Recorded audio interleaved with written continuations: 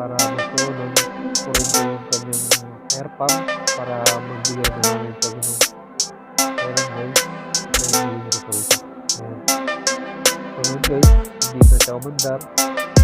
Ito ang lahat ng mga display sa screen. Ayan, dahil bagong-bago.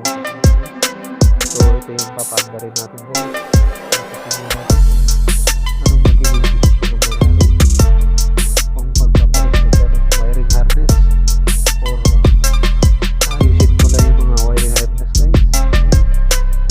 So dito yung kanyang battery guys. Ayan yung mga sulit na yun guys.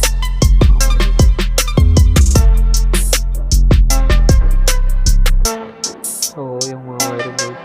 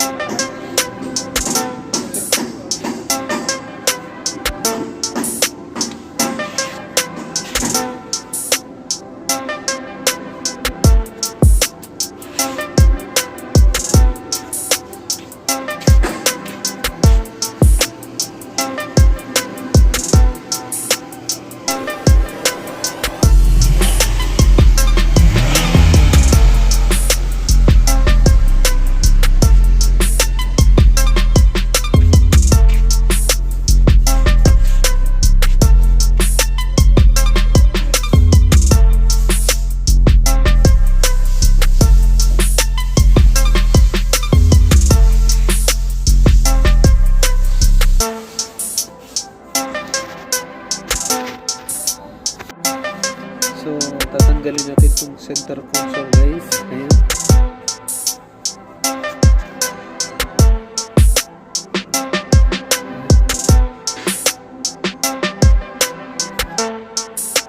Ayan siyang mga bolt. 7mm. So ito yung dahilan ng kanyang sunog guys dito sa cigarette lighter.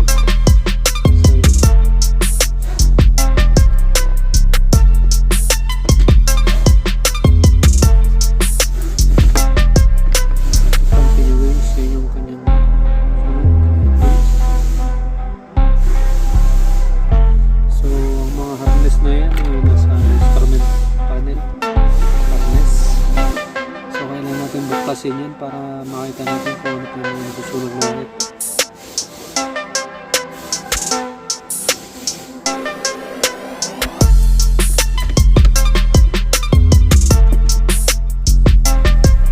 So dito guys, tatanggalin natin yung lahat. Marami tayong tanggalin. Makita natin guys kung ano pa yung mga ibang problema na magdadamay ng mga wiring.